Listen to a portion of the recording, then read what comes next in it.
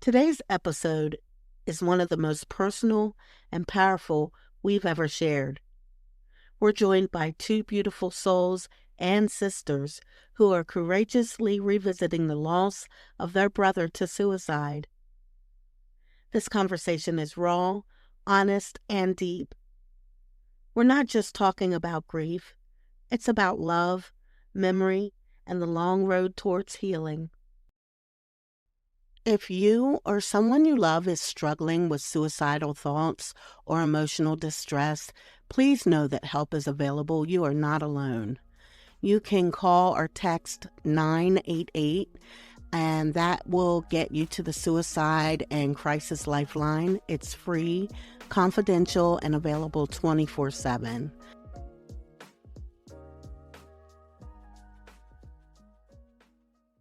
Hey, to all of our listeners, you do us honor, and welcome back again to In Martha's Garden podcast. I'm Tiffany Mentz, And I'm Nova Caprice. and we are super excited to be back sharing this space and time with everyone tuning in. If you're here with us for the very first time, we would like to take this moment to say welcome and thank you, not once, not twice, but 3 times for taking time out of your schedule, busy or not, to join our IMG community, and you do us honor. How are you feeling, Nova Caprice? I am absolutely ecstatic. Like I said, I just came back from vacation. I'm rested. Um, I have a lot of editing to look forward to. I'm just ready to go. I'm excited and I'm ready to go. How are you feeling, Tiffany? I am feeling grateful, and like you, I am ready to go and excited. So let's do it. All right. Before we begin, let's do a quick recap of our last episode, Echoes from the Village, where our listeners sent in their clips. And I was blown away, Tiff. I know you was blown away just in the responses and getting to know a little bit more about our listeners. Not just blown away, very appreciative for these people sending in their clips. They answered our call to action.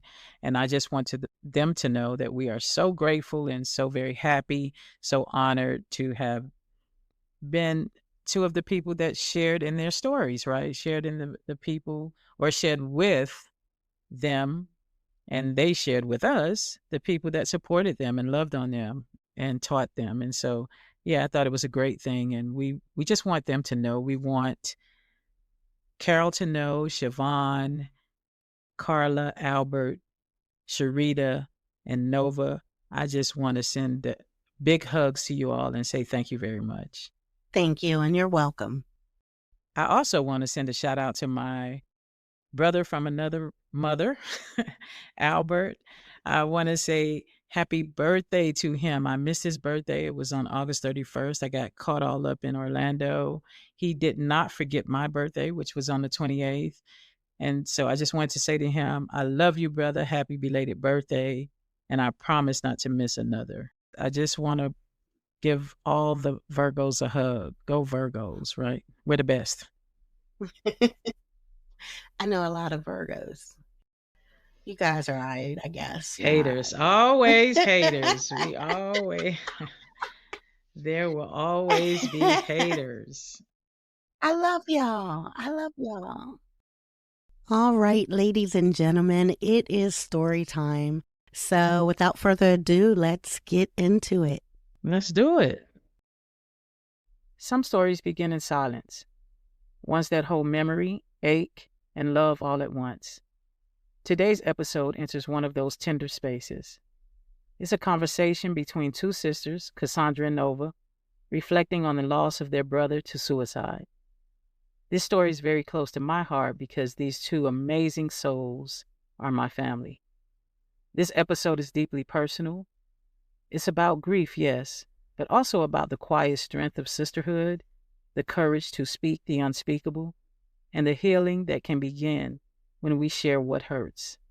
Together, we remember, we reflect, and we hold space for anyone who's ever carried a loss that changed everything. Can y'all share a little about your brother? Like what he was like growing up? Sure. Um, Harold Eugene Keith Jr. Um, we are 18 years apart, and he was very, very, very rambunctious, terrible twos times 10. But I love that about him. I loved it. He was a real boy, and he acted just like one, like Bam Bam. My relationship, like I said, with him was more of a mother figure. He was my child, and I looked at him as a child, as my child, until I left home at 16. Um, at 2 years old, he was diagnosed with diabetes. He was insulin dependent. So the everything revolved around him, the entire household, from the activities that we had to the food that was in our cabinets and what was prepared for dinner. So everything, revolved around JR. Plus, he was the baby. He was very spoiled. Um, he had a really funny sense of humor. He loved music, Michael Jackson. Um, to be so ornery, he was scared of the funniest things. And he would say things like, "I'm scared of you," if something scared him. So cute. Um, he was good with his hands. I don't know of one technical problem that I couldn't bring to him that he would not be able to figure out. He just was really good with tech things and good with putting things together.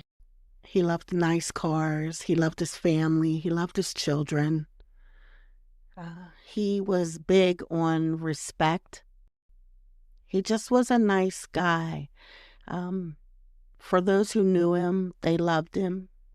And of course, he's my baby brother, my introduction to what it's like to mother and take care of someone. He was it. And he was a beautiful little boy. And he was a spoiled, rotten teenager. And he grew into a beautiful young man. So Harold was his given name, but you all called him JRY. He was a junior. And he conducted himself like J.R. Ewing, because Dallas was big back. Yes. And he was a straight cowboy. I'm telling you, the way he carried himself, very country acting. And speaking of him taking things apart, when he got out of the hospital, he was two something, it's almost three. My mother, we didn't have much. She was so proud that she got him this remote control car. And when she came downstairs the next day, he had every piece taken apart and it was laid out on the floor like it was on the factory floor. Mom said, "What in the?" And I knew then, I said, Lord help us all. And he had other names. They called him Booter. Harold called him Booter. We called him Jay, JR. Only when he was in school was he called Harold. But that's why we called him JR, because he was a junior. Okay. And do each of you all have a favorite memory with him? One was the fact that he loved to be rocked, and I was his rocker. And we would sit there and listen to MTV, watch MTV, and he had certain songs. It didn't matter where he was at in the house. If a song came on, he loved Billy Joel. He loved Fabulous Thunderbirds, Michael Jackson, of course. But it didn't matter where he was in the house. If one of his songs came on, he'd come running to me for me to put him on my lap to rock him. Now, when I had to rock him for bed, he didn't want to go to sleep. And so I would end up rocking myself to sleep. And the funniest thing about it is that I would doze off. He'd take his little hand and stretch it back there and snap my head up. And sometimes he would do it so hard it would clank my teeth together. And he used to get the biggest laugh, like after I would, when he would do that and I would wake up. Those are my funny, embarrassing stories of JR. When Kian was born, my son, he was a premature baby. He was 4 pounds when he came home. And so back in those days, you put a receiving blanket on the sofa, you laid the baby down on the receiving blanket. And JR used to always have, of all things, Pepsi in his baby bottle. So we come back downstairs. We went upstairs for something, came back downstairs, and JR had picked Kian up, took him into the kitchen, laid him on the kitchen rug, and Kian, at 2 days old, was sucking down that Pepsi like it was nothing. I said, oh my God, he's going to kill my baby. You know what I mean? It's just a miracle that he didn't snap his neck or something. But he was laying right beside Kian, giving him Pepsi, and Kian was tearing it up. Oh, man. That's how their relationship. Yeah, Kian loved him at hello. In my experience, and when I have heard of people speaking about suicide, one of the first questions that is asked to the individual or the family is, were there any signs? So I'm asking you all, did you notice any signs that he may be struggling? Not at all. From the outside looking in, he was doing fantastic. He was doing great. He had just got his children back, and that was his main thing, was his children.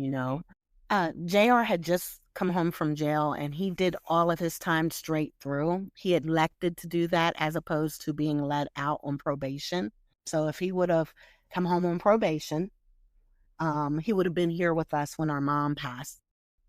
He was able to get a job. He got a car. He had a license for the first, because I didn't believe it. I said, I'm not going to believe it till you show it to me. So he had a license, and so he was excited about that.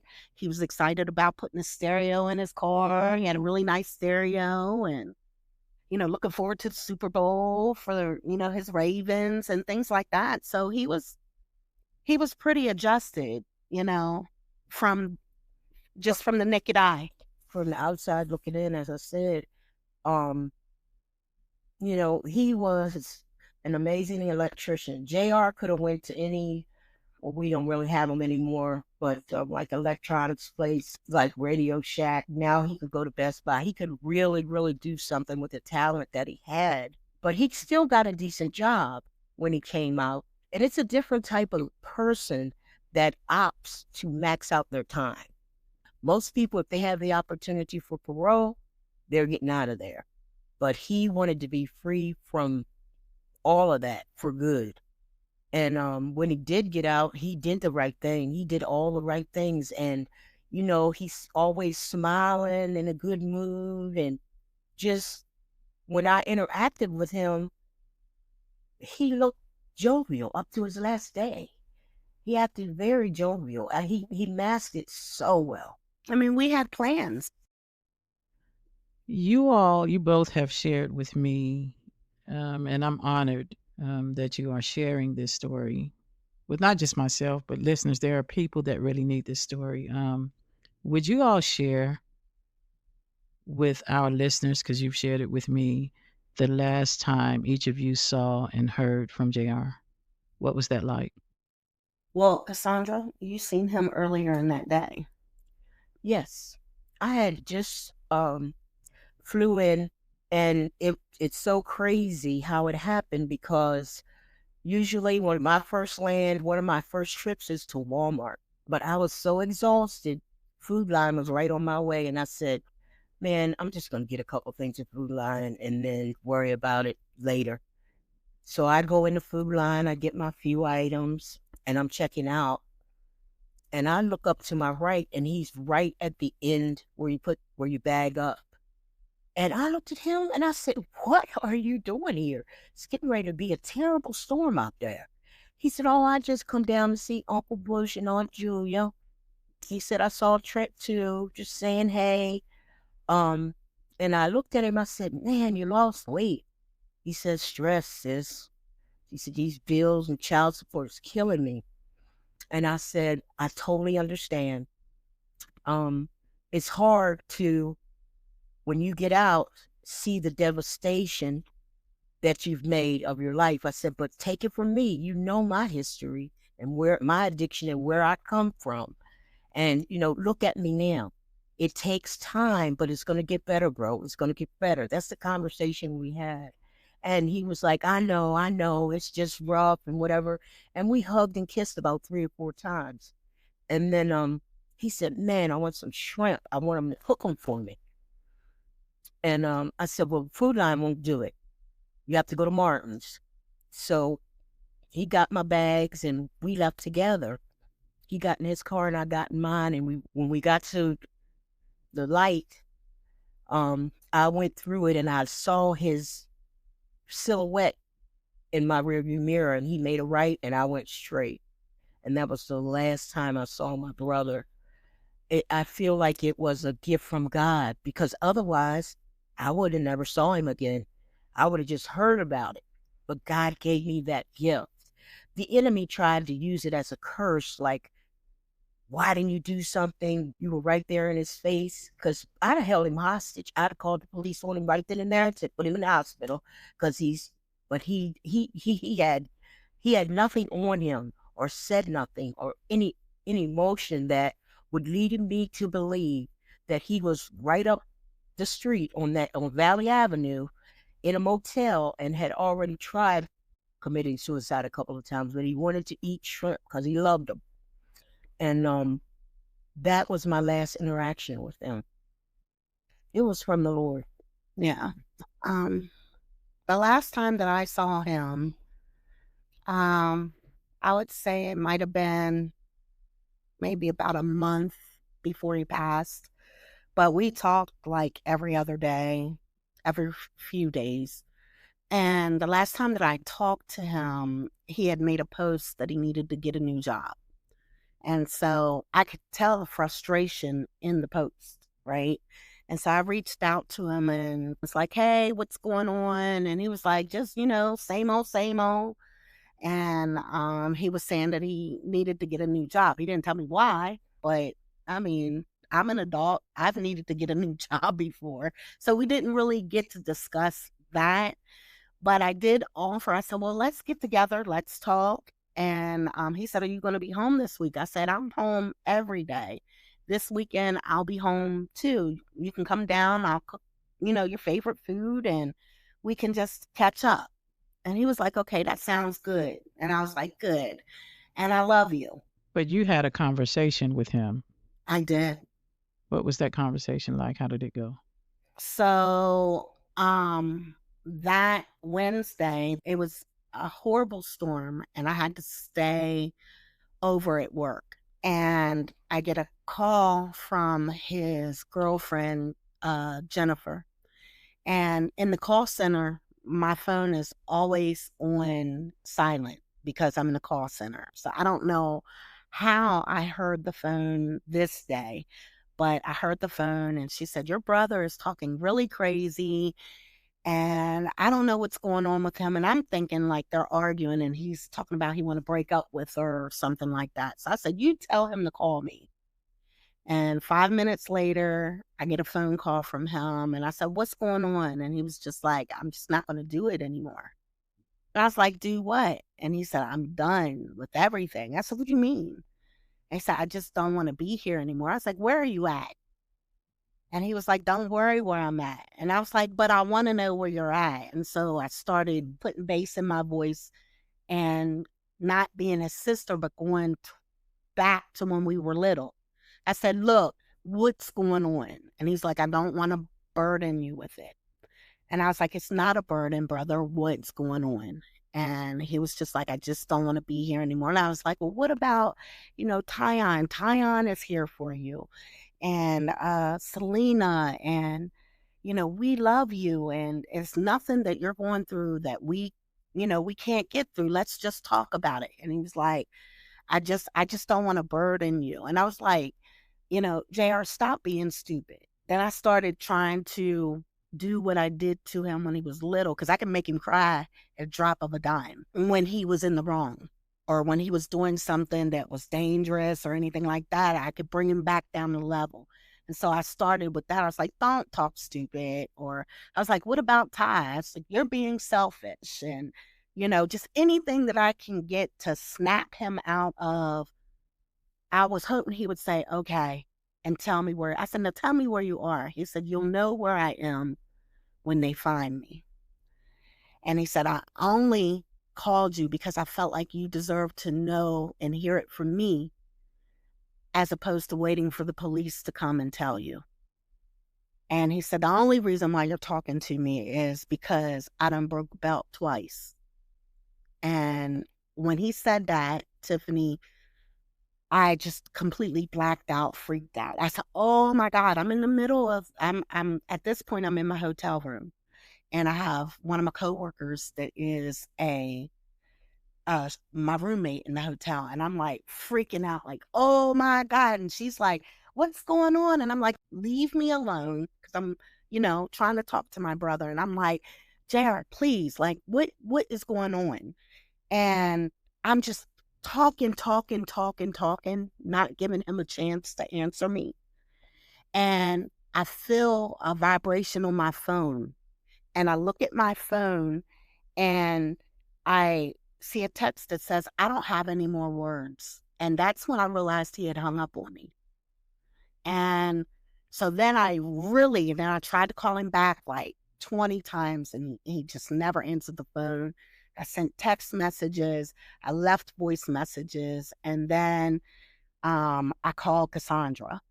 Well, actually, I called the police first, and then I called Cassandra. And that was the last time. The last words that I have from my brother is, I don't have any more words. And it sent me over the edge, and I kind of blacked out from that. Wow. Um,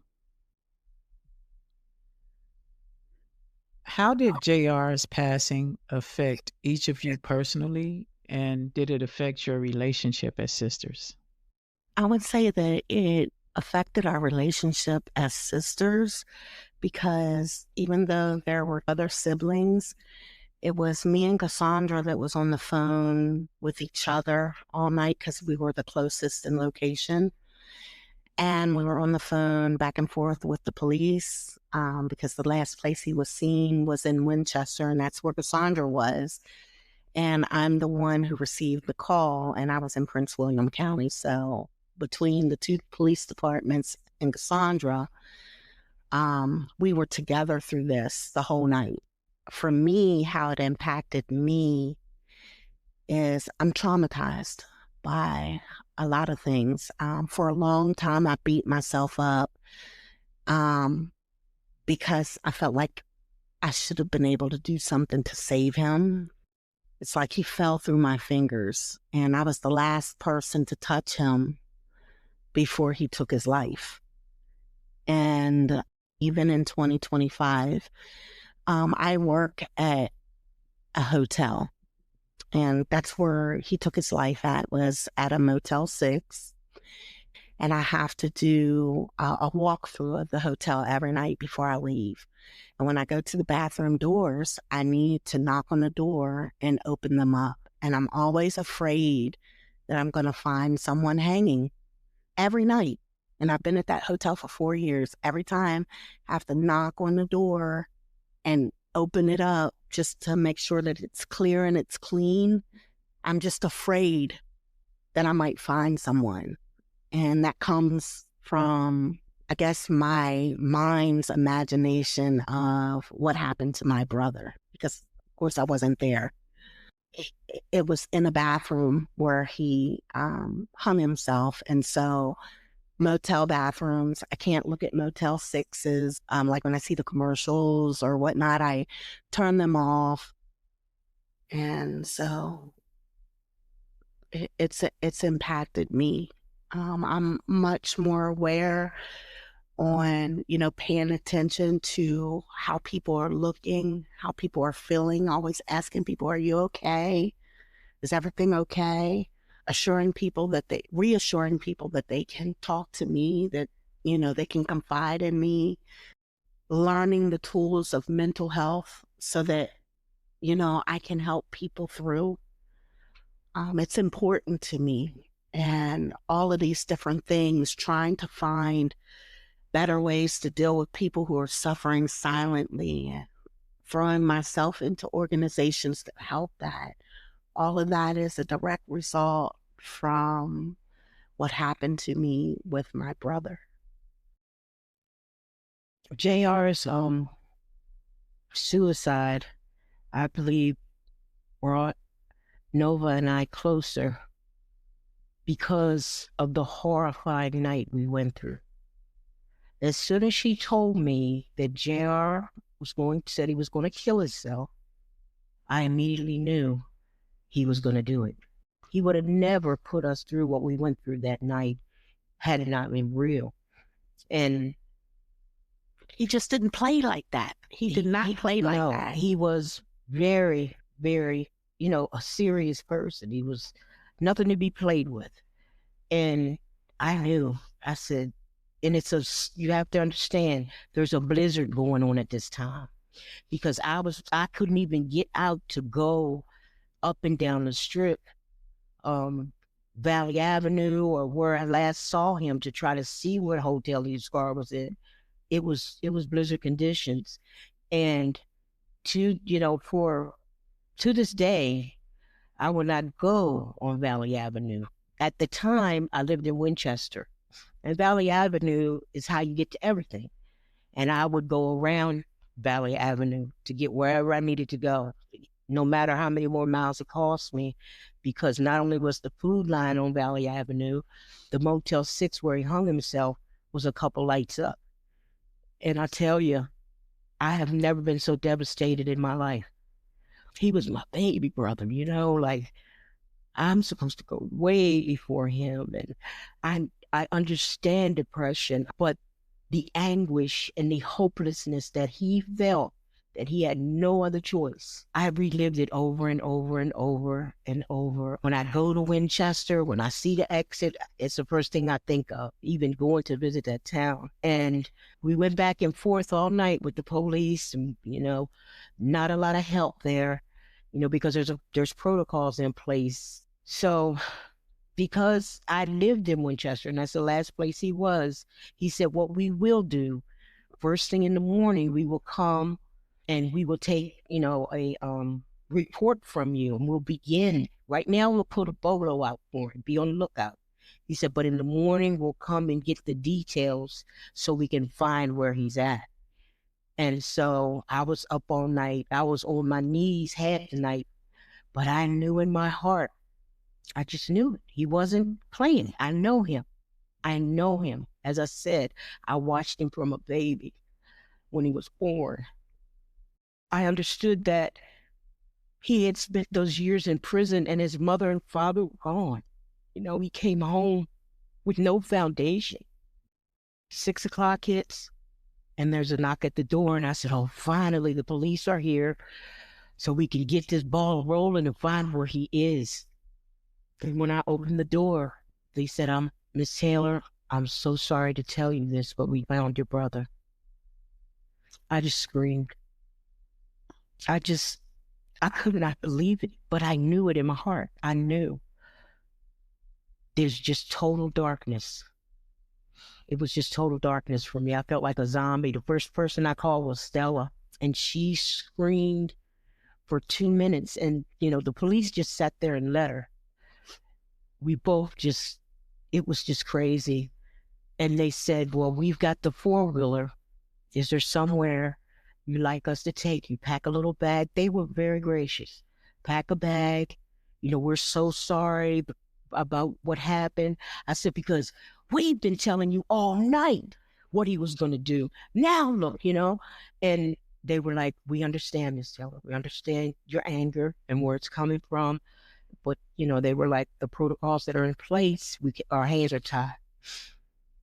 So I packed a bag and they took me to my aunt and uncle's house.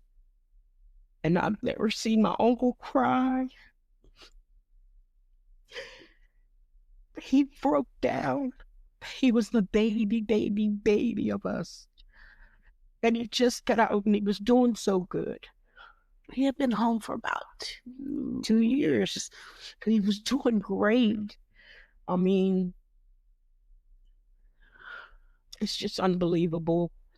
As I think about it, and knowing them, Stephanie and the rest of the family will go on these suicide walks, and I never could. I just didn't want to face it. I couldn't. I could not go view his body to identify him because that would make it real. I took everything I had to go to the funeral because that made it real. But the guilt that I felt, that I was unable to see through the facade that he put on, like he was okay. We hugged 3 times. I'll never forget it. And he was the best hugger. And he never let on that he'd already tried twice when he saw me. So that's how it impacted me. And it brought me and Nova together in the most horrible way, but we got through it together. And, she's an ox. Nova's strong as an ox, much stronger than me to have went to the hotel. I could have never done that. I don't have it in me. I had to, because they already took him away. I didn't get to see him. And I just would have never, because of my addiction, there's certain things that I was not going to be able to do without the use of drugs. And I knew that. I had learned enough about myself to say, I cannot do it. It's going to take me back into a place that I don't want to go. And I want to be present for my family. I want to be there 100% and witness all of this. And I understood that. And not run away and hide, use something false to escape the situation. Yeah. And when they called to tell me, I don't know if it was Chucky that called Phil, but when he came in the room, he came and he sat down on the bed beside me, and he just kind of like rubbed me on like my thigh area, and he said, "Baby," and I just kind of like looked up at him, and he started crying, and he said, "They found JR," and my soul left my body. I don't know if I passed out or what, because I had sat up on the side of the bed and I just hit the ground, and he scooped me up and he put me back in the bed and he hugged me so hard. I was so mad. I was so mad to hear it. I was hurt because I was like, I can't believe he did that to himself. He was like my child. He was my very first child, and he was gone just like that. How long has it been since JR's passing? Past February of 2014. 11 years? Is it 11 years already? Mm-hmm. Yes, it's 11 years. People often speak about grief and how each individual person navigates grief in their own way. How did each of you process the loss in your own way? I have to take it head on. So I wanted to see everything. I wanted to know everything. Tell me every single detail about my brother in his last days, his last hours. I wanted to touch his body, see his body. That's how I process, so that my mind doesn't have to wander. The answers are right there in front of me.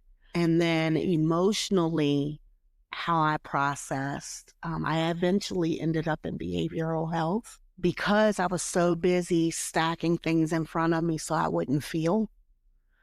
And the way I do that is making myself super, super, super busy. So I wore myself down and I didn't want to live anymore.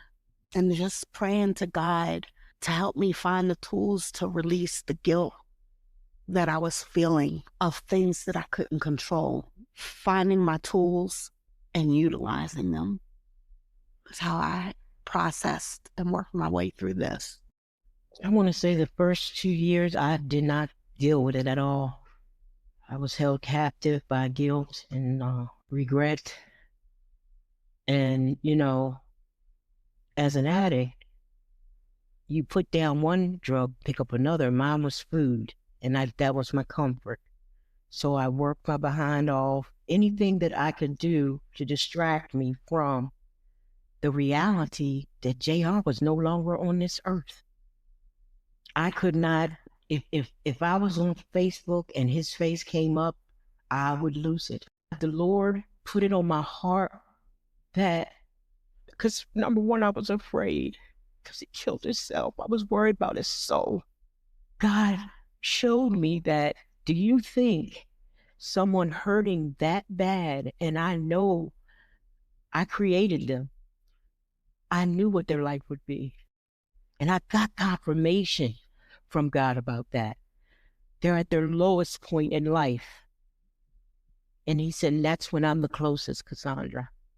I could hear it like I'm talking right now, God speak. And slowly but surely, I begin to live again, and be able to look at his pictures and think of the good times. And I began to focus on and thank God for that day that I did see him. The first couple of years I saw it as a curse, and the enemy used it against me to make me feel horrible about the fact that I was never there for him.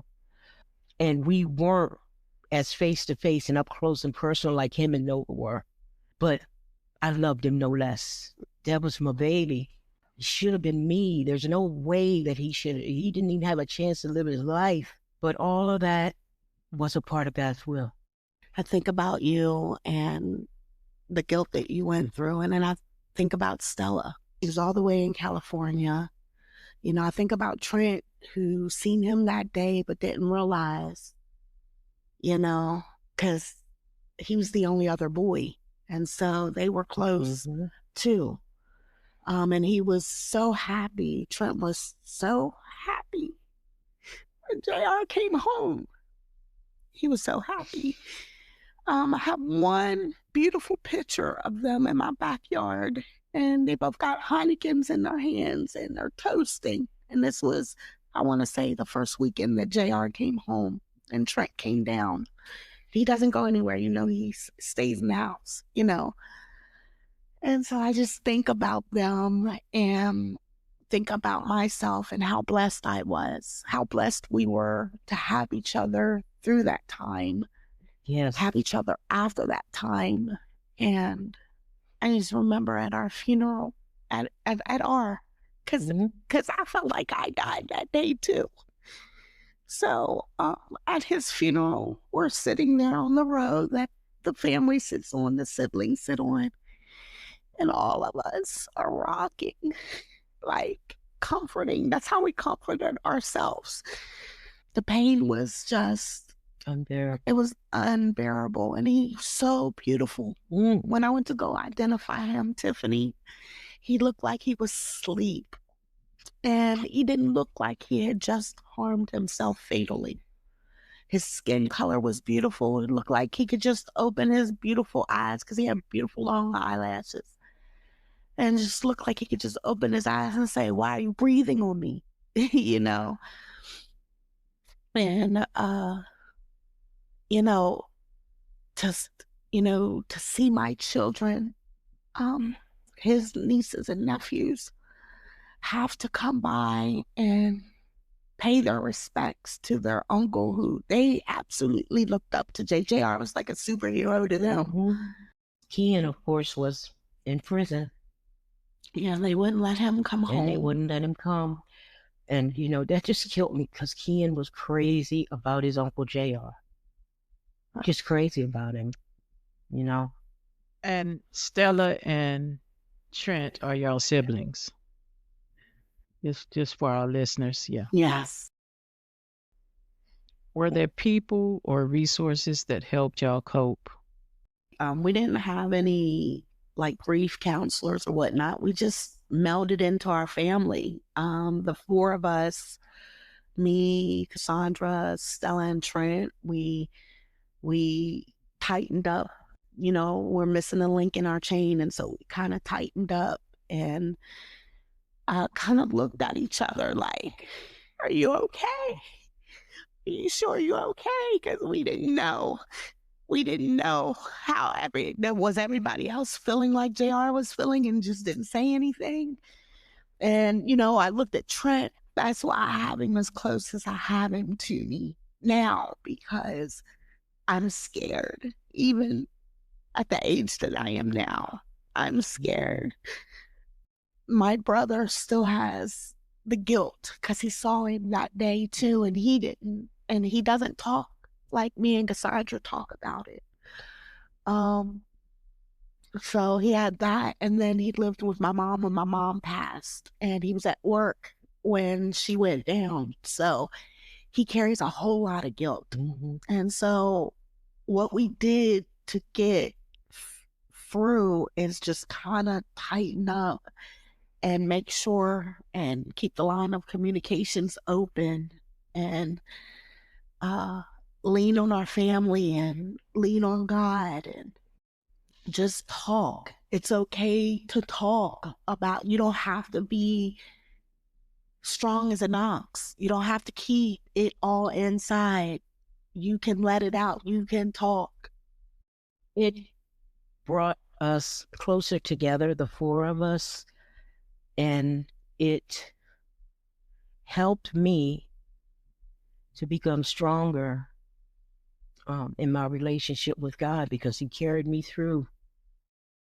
I needed my mom, and she wasn't here because she had already passed. And so, Yes. Cassandra, you had to take on that as much as you could, being that you just heard what you heard. So, where I'm used to being the big little sister, I was back in the little sister role and looking for someone to comfort me. Where you hadn't been before you were there. That's one of the first times. Yes. You know. It was the beginning of our new beginning, you know, as me as your big sister, Yeah. because it broke you as well. And of course, I had stifled it, you know, for the first couple of years so I could really be there for you. Thank God. And I never talked to my family about anything. I never let my emotions show. I was Miss Happy Go Lucky. No matter what happened, I'm good. I'm all right. It was the first time that I allowed myself to be truly vulnerable, you know, and let people know, you know, I'm really hurting. Expressing my true feelings. The only, you know, there was no um outside help. It all came from family. All the family. We just started calling each other more because you just don't know from one day to another what someone's going through. And our friends. And oh my God, our friends, there's been so much death in our family, first of all. But one thing I have to say is we were blessed with beautiful friends and they surrounded us in love and prayer and service even after that, you know, because once the service is over, it's just the beginning of the suffering. And they were there. I had to say my friends, they upheld me, truly. Help. How do you honor JR's memory today? Well, for me, I haven't done it in a couple of years, but I still donate. But we did the Out of the Darkness walk, and it's a 3.5 mile walk around Hagerstown. I always go to Hagerstown and do it because that's where we're from. And the first year we had a lot of people. We had our cousins and, you know, his children, and we have a big, huge poster that has his face on it. And it says honk for suicide awareness. So when I'm walking, people are constantly honking at me. And so I do that. I try to talk to them um, to help them process or show them tools where they can process themselves what has happened between them and their loved ones. And I feel like that is a great honor for JR, you know what I mean, to bring awareness to his cause, trying to remain well emotionally and mentally, and using the tools that I wish he would have used or had knowledge of to use, so that I am here maybe to help someone else. That's how I honor him. I honor him in the life that I now live, purposeful living. I show up. I'm there for my family, for my loved ones, for my friends. I live a way less selfish life. And I honor him by always, when he comes to my mind, I speak to him, I talk to him. As far as my mental health, I reach out for help now. Like I said, not only with my family, but, I'm in therapy and, everything to keep my mental health together so that I'll never put my family through that. And I honor him in that way by living the best life that I possibly can and by loving on his children. His son, Tyon, he is the most beautiful individual I've ever met in my life. And he could have went either way, but God scooped him up and he's married and he's doing amazing. He's beautiful. He is beautiful. JR would be so proud. Harold would be so proud of Tyon and Selena, Isaiah, Trey, and Corey. They've been dealt a shitty hand in losing their father while they were they were minors, and to see them flourish, and they're so smart and talented and Beautiful kids. beautiful. And Tyon, he has a son. So my brother would be a grandfather. JR would be a grandfather. His grandson is 3 years old, and he acts literally just like JR. He's off the chain, just like JR. So JR would have got a really good taste of his medicine if he would have been able to meet his grandson. They're just beautiful. They are. What do you wish more people or people understood about suicide and mental health? There's so many avenues that you can take to get to your own personal healing.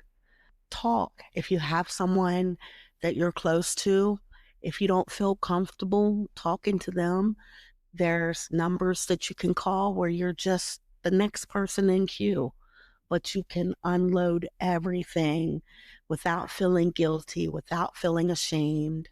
If you are supposed to be on medicine because you go really, really far down in your depression, stay on your medicine. The medicine is there to help keep your mental and your emotional balanced. So stay on your medicines. And if that doesn't work, go to the hospital.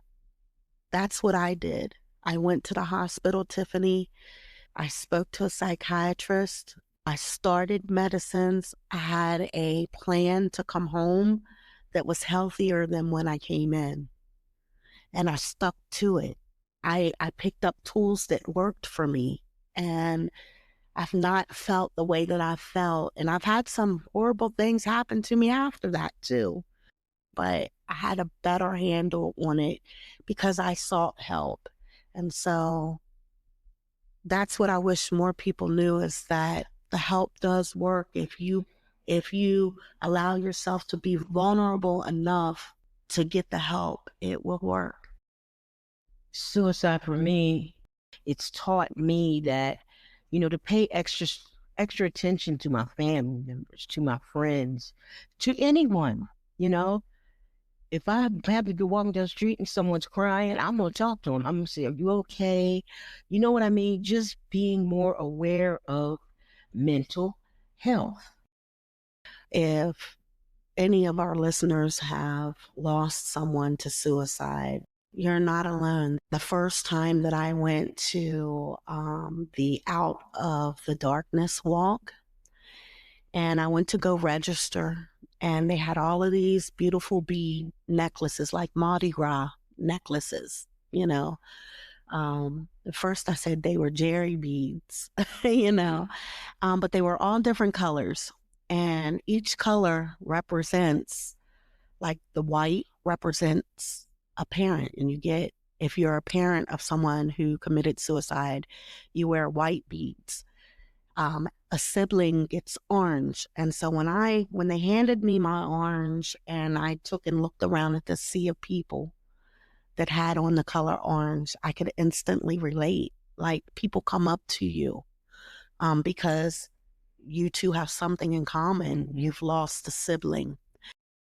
So that organization it's wonderful, and the money that they raise, the programs that they put on throughout the year, uh, all of that is funded by us getting out there and walking those 3.5 miles and raising the money. And they have it in every community in every state. You just go to the Out of the Darkness website. It was bittersweet, but it was beautiful to see these sea of people all coming together for one reason, and that's because they had lost someone to suicide. If JR could hear this episode, what would you all want him to hear and know? That I understand that you were in pain, and it was a pain that I couldn't fix for you. And I love you, and I'm thankful for the time that we had together. I'm thankful that you thought enough of me to call me and say goodbye in the words that you could say goodbye before you left.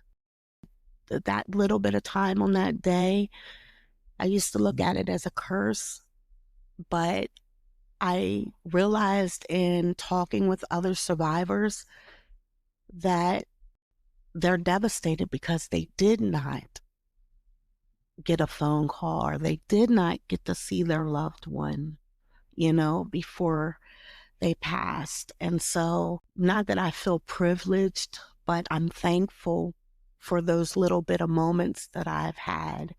And so I just want to thank him and let him know that it's okay. And I love you, JR, which I know he knows. He knew that.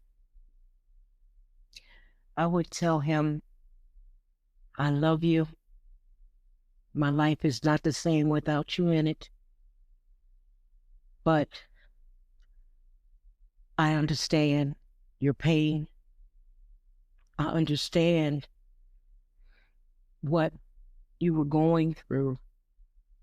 And it's okay. I thank God for putting you in my life. I thank the Lord for seeing you that day, because I know it was a blessing. It definitely wasn't a curse. It was a blessing. God was giving me an opportunity to hold you in my arms physically and smile and laugh with you before you left us. And just hang tight.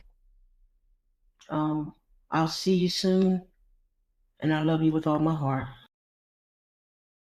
What message do you hope listeners carry with them after hearing your story?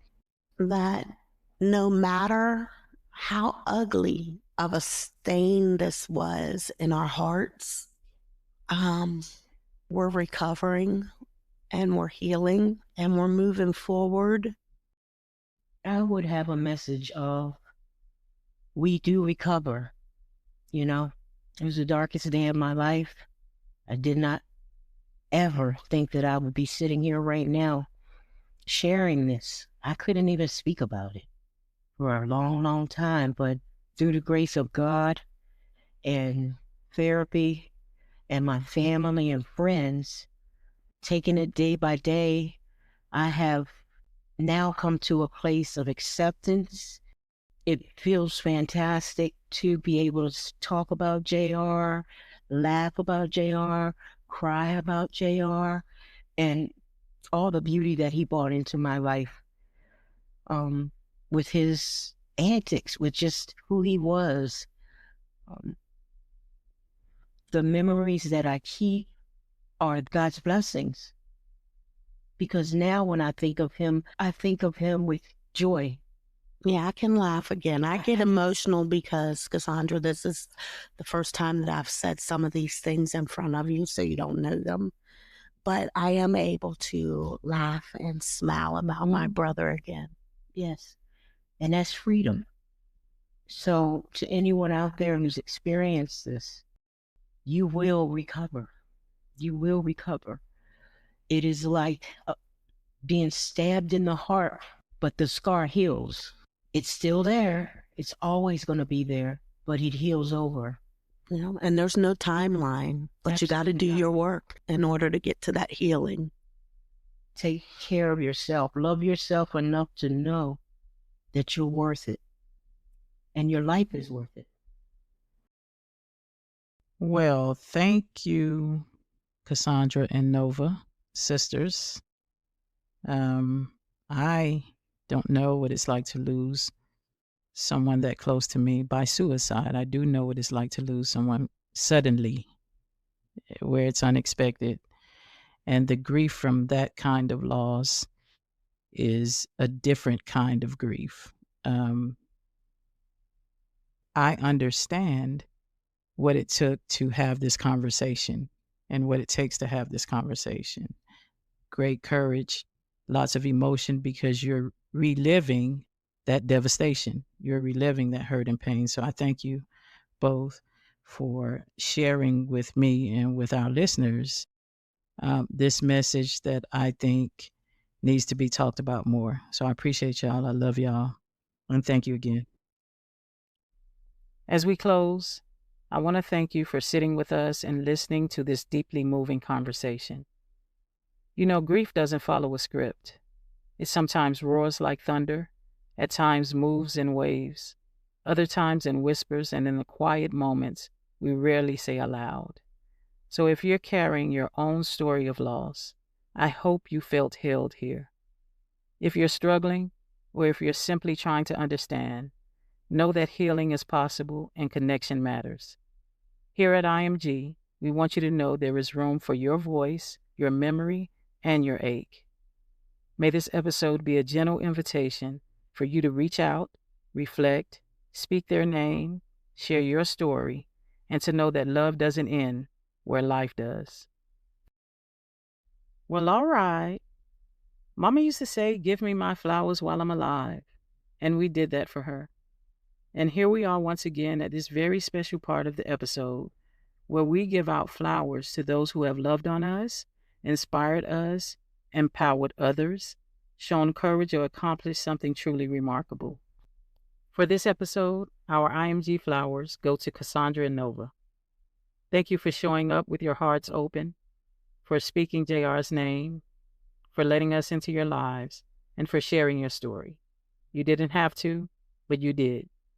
For your courage, honesty, strength, and the way you've turned grief into grace, we salute you. And to anyone listening who has lost someone to suicide, these flowers are for you too. For the hard days and nights, the questions that never got answered, the quiet strength it takes to keep going, the way you keep loving even through the pain and ache, and for the way you carry their memory even when the world doesn't see it.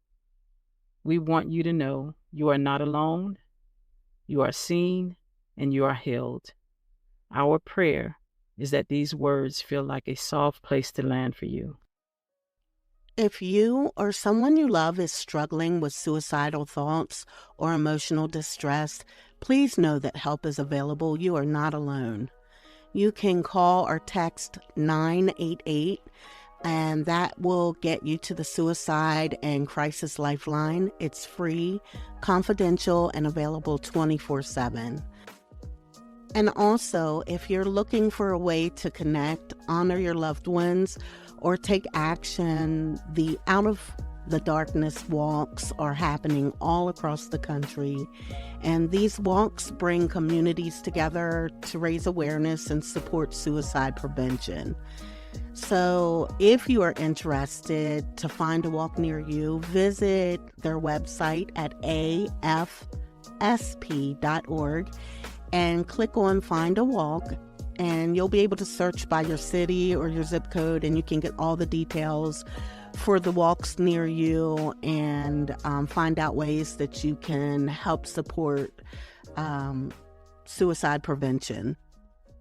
Thank you for being here. Thank you for listening. And remember, you're not alone. Don't forget to follow us on social media and catch our latest episodes wherever you get your podcasts.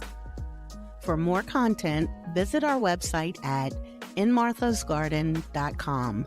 That's INN marthasgarden.com.